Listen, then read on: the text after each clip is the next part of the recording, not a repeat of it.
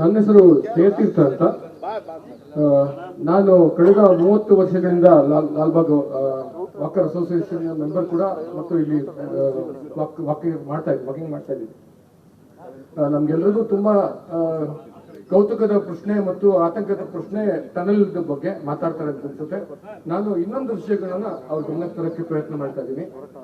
ಲಾಲ್ಬಾಗ್ ಅಲ್ಲಿ ಸೌಂದರ್ಯವನ್ನ ನೋಡಿ ಬಂದಿದ್ದಾರೆ ಕೂಡ ಮುಖ್ಯಮಂತ್ರಿಗಳು. ಇಲ್ಲಿ ಲಾಲ್ಬಾಗ್ ಅಲ್ಲಿ DSLR ಕ್ಯಾಮ್ರಾ ತರುವಂತೆ ಇಲ್ಲ ಅಂತ ಬೋರ್ಡ್ ಹಾಕಿದ್ದಾರೆ. ಅನೇಕ ವಿದ್ಯಾರ್ಥಿಗಳು ಅವರು ಪ್ರಾಜೆಕ್ಟ್ ಮಾಡೋದು, ಪರಿಸರದ ಬಗ್ಗೆ ಬೇರೆ ಬೇರೆ ಅವರ ತಿಳುವಳಿಕೆಯ ಹೆಚ್ಚಿಸುವಂತ ಕೆಲಸ ಮಾಡೋದಕ್ಕೆ ವಿಡಿಯೋ ಮತ್ತು ಫೋಟೋಗ್ರಫಿ ಮಾಡ್ತಿರ್ತಾರೆ.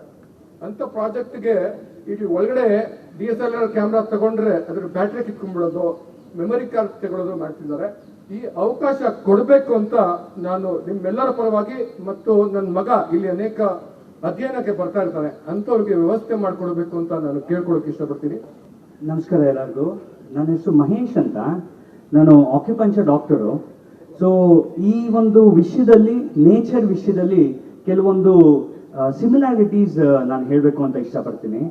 ಸೊ ನಮ್ಮ ಬ್ಯಾಂಗ್ಳೂರಲ್ಲಿ ಇವತ್ತು ಇರೋದು lung space the biggest best place ಬಂದು ಇದು. ಬ್ಯಾಂಗ್ಳೂರಲ್ಲಿ ಇರೋಂಥ ಒಂದೇ ಹಿಲ್ ಇರೋದು ನಮಗೆ ಲಾಲ್ಬಾಗು, ಬೇರೆ ಎಲ್ಲೂ ಇಲ್ಲ.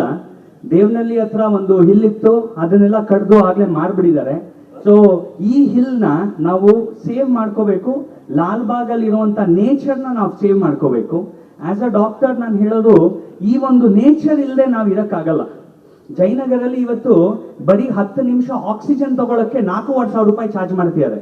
ಸೊ ನಮಗಿಲ್ಲಿ ದೇವರು ಕೊಟ್ಟಿರುವಂತ ನೇಚರ್ ಇದೆ.